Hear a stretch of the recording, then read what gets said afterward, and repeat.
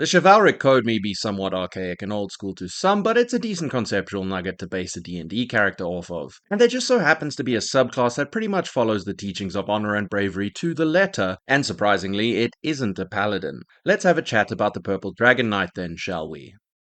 Hi there, I'm just a second level fighter who likes talking about Dungeons and Dragons, and if you've ever felt a burning desire to recreate a windmill charging Don Quixote as a character for a one-shot, then consider hitting the subscribe button or dropping a like or comment on the video. But enough about that, because today we're tackling the one and only Knight-Errant subclass of 5th edition.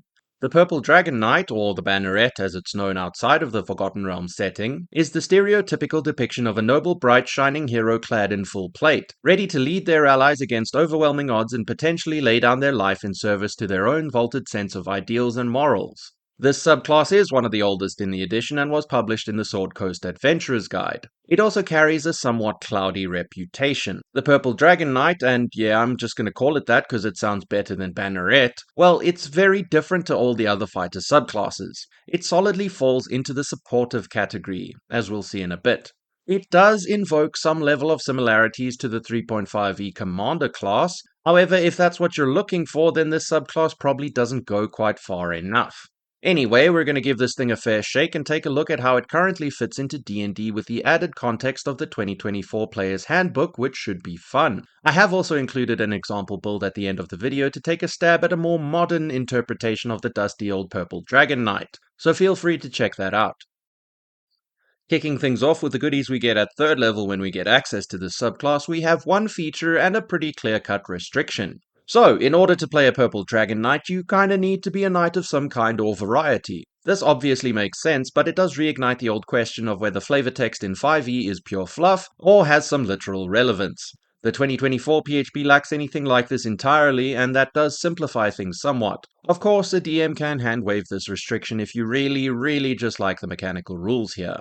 The only actual feature we get at this point is Rallying Cry, and as we'll see later on, it sets a precedent for how this subclass operates. When you use your Second Wind feature, you can choose up to 3 allies within 60 feet who can either hear or see you to regain hit points equal to your fighter level. This does mean that this cannot be used to pick up downed party members who are unconscious because they can neither hear nor see you.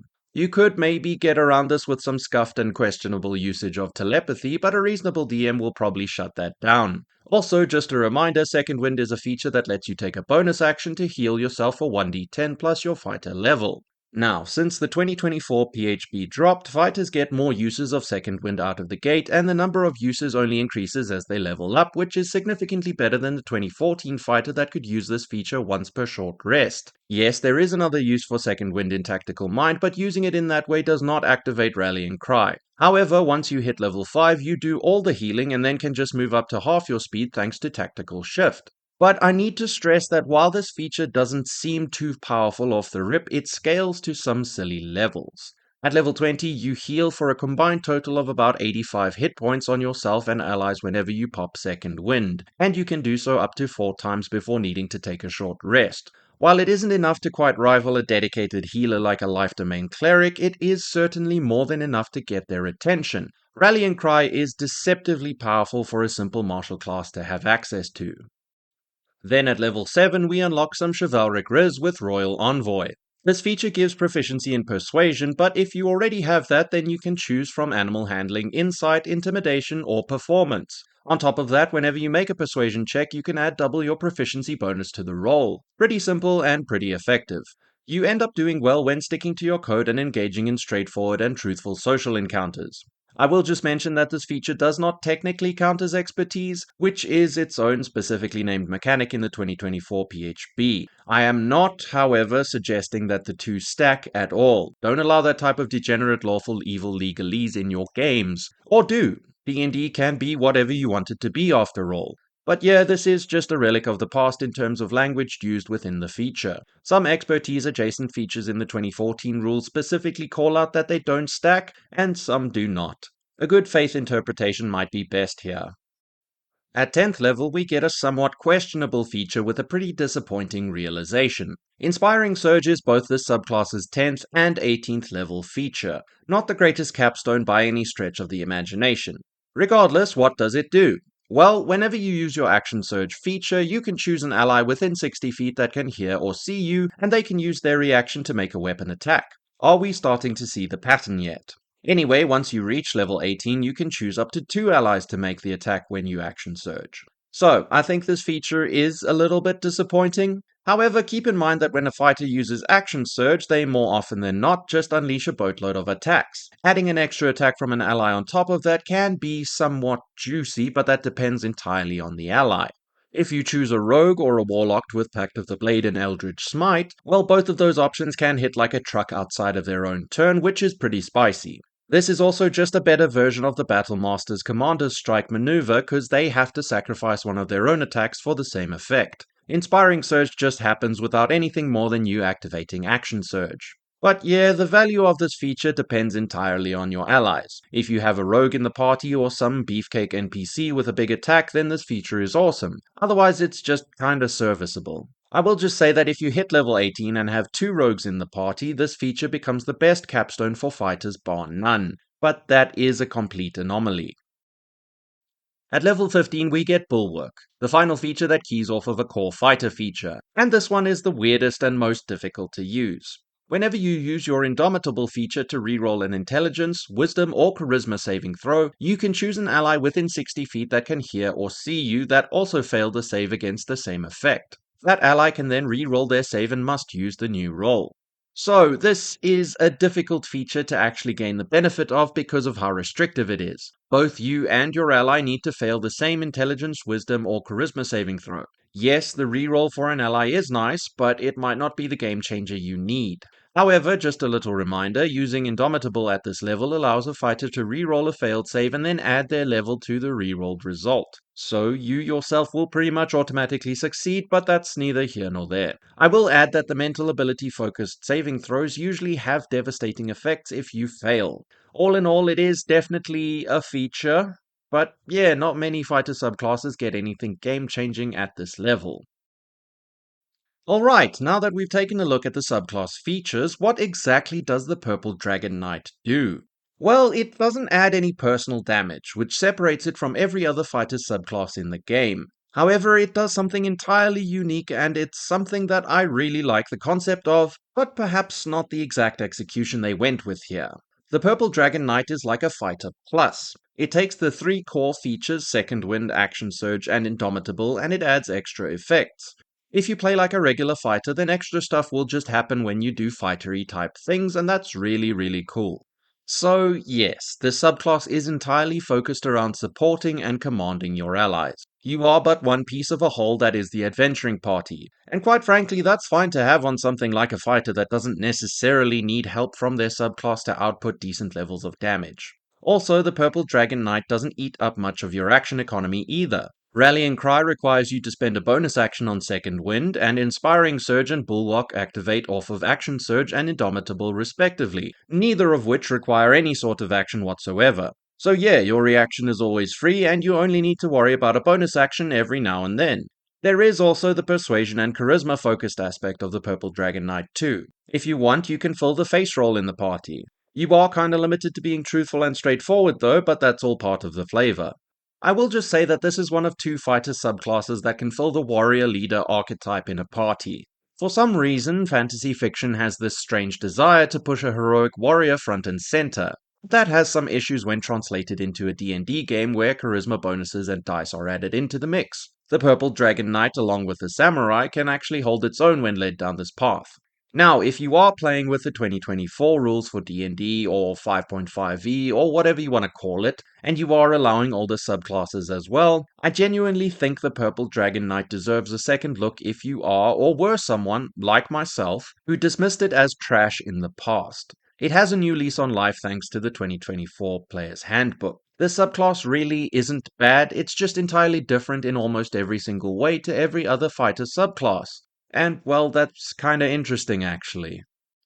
Anyway, how do we go about building one of these puppies? As with the vast majority of fighters, you need to ask yourself what playstyle tickles your fancy. What people opener will you be opening the people with? Are you going sword and board, big weapon, big damage, pew pew ranged only, or hacky slashy slicey dicey? How do you want to fight? because this will inform pretty much every decision you make while leveling. Generally speaking, there are 3 ways to start building a fighter. You can either pump your strength or dexterity, or you can find a way to use one of your mental stats for attack and damage rolls through something like the Shillelagh cantrip or the Pact of the Blade invocation. For a Purple Dragon Knight specifically, any of these 3 options is a decent starting point. Your features have long enough range to support a range build too, so you definitely aren't being railroaded into the running up and beating ass playstyle. But yeah, the fighter gets a lot of feats and really lets you customize your character however you want. The problem is that once you commit to a specific weapon-based playstyle, you are kind of locked in. So having a general idea of what direction you want to go in before you get there is advised. For specifics, a combination of Great Weapon Master and potentially Polearm Master is great for a beefy Zweihander concept. Dual Wielder lets you make a bunch of attacks with 2 light weapons. It also lets you juggle if you want to min-max it. Taking Great Weapon Master and Sharpshooter with a longbow puts out respectable levels of damage too. Crossbow Expert is necessary if you are planning on using it, but dual wielding 2 hand crossbows is a pretty cool image too. Then Shield Master won't necessarily cause you to deal more damage, but it adds some nice control and defensive potential. Of course, the 3 mundane damage type focused feats Crusher, Piercer, and Slasher are all great options if you want to focus on a similar set of weapons rather than specific types, and you have enough feats to justify picking up any of them. I can't recommend Inspiring Leader enough for the Purple Dragon Knight. It fits the theme and is genuinely powerful. Inspire your party before you head out into the glorious melee, and then rally them when the proverbial turd hits the fan. You could go further and take some utility or out of combat feats like Keen Mind or Observant, or even something like Athlete to prove that you're an absolute unit. As for origin feats, both Healer and Musician provide some minor support potential for a combat medic or well-rounded hero concept. But taking Magic Initiate and choosing the Druid spell list to get access to Shillelagh is the best way to make the sword and board playstyle, or stick and board in this case, keep up in damage with other ways of building a fighter. A knight with a shield and some form of beating implement is also just a really iconic image. Then, when it comes to species, you can't go wrong at all. Whatever you envision your knight errant looking like is the correct answer. But just to throw out some ideas, something like the Goliath can provide on-demand damage or even battlefield control with their giant ancestry feature. The Hobgoblin and Kobold both appear in Mordenkainen Presents Monsters of the Multiverse, and they can both lean into the supportive role a bit more. Hobgoblins can take the help action as a bonus action and get a few interesting effects whenever they do so, which gives them some of the best utility. However, kobolds unironically make the best leaders in my eyes because they can release a tiny but very mighty roar with Draconic Cry. This gives themselves and their allies advantage on attack rolls against any enemy that was close enough to hear them squeaking. A kobold trying to prove that they are indeed a knight is also just a really charming character concept. Now, Fighter is generally a very decent option to take as a base class when you're aiming to multiclass. The Purple Dragon Knight itself sets some interesting foundations that can be expanded upon by dipping into another class. This obviously isn't an all-encompassing list, but these are a few options that stood out to me. Combining 3 levels of Ranger with the Fey Wanderer subclass fits really well with our Knight Errant. The Fey Wanderer can add their Wisdom modifier to Charisma checks, which adds up nicely with the Royal Envoy feature. They can also use the high number of attacks provided by the fighter to take advantage of dreadful strikes for a bit of extra oomph. Also, I just assume that there are many knights wandering around the Feywild, indigenous or otherwise. Barbarians also pair pretty nicely with the Purple Dragon Knight because all of their features work while raging. However, I think that the Wild Heart fits best here, specifically if you take the Wolf option to give your allies advantage on attack rolls. Maybe you're not a Purple Dragon Knight, but rather a member of the Chivalric Order of the Pale Lupine, or something to that effect. Reflavoring is always fun. Multiclassing into the Dance Bard is genuinely interesting too. You get all the Bard stuff like Bardic Inspiration, Expertise, and Spellcasting. The Dance Bard can slap people while inspiring their allies through some fancy footwork. Do knights really and truly need to wear armor at all? I don't know. I will just mention that taking this route does not stop you from using weapons either. You probably want them to be finesse weapons though. Then the Mastermind is a pretty good fit here too. They can take the help action as a bonus action and it has a 30-foot range, which is juicy for a character that is focusing on micromanaging their allies. The kit provided by the rogue is also appreciated. Maybe you're an overly flowery knight swinging around a rapier for some extra sneak attack damage when your enemies least expect it.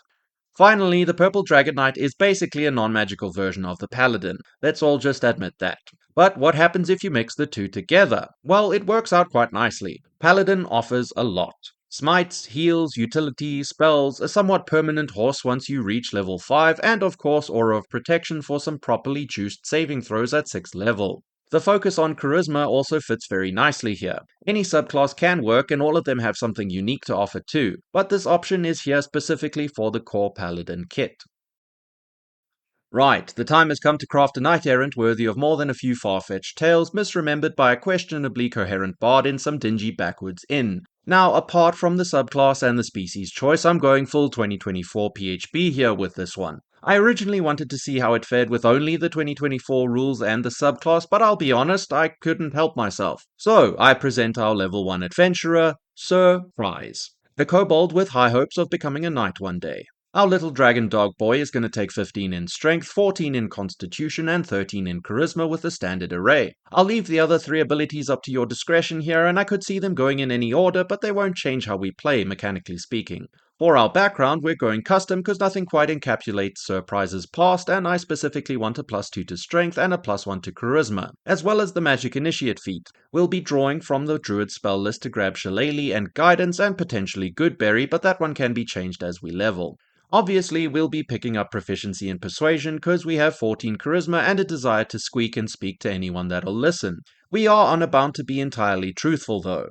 Now, we are going the stick and board playstyle here because Sir Prize is very fond of his people beater. However, we will still be using strength as our primary ability. Shillelagh does allow us to use our spellcasting ability for attack and damage rolls, but unlike True Strike, it doesn't force us to do so. I would also suggest the dueling fighting style here for an extra 2 damage on all attacks with our club or quarterstaff.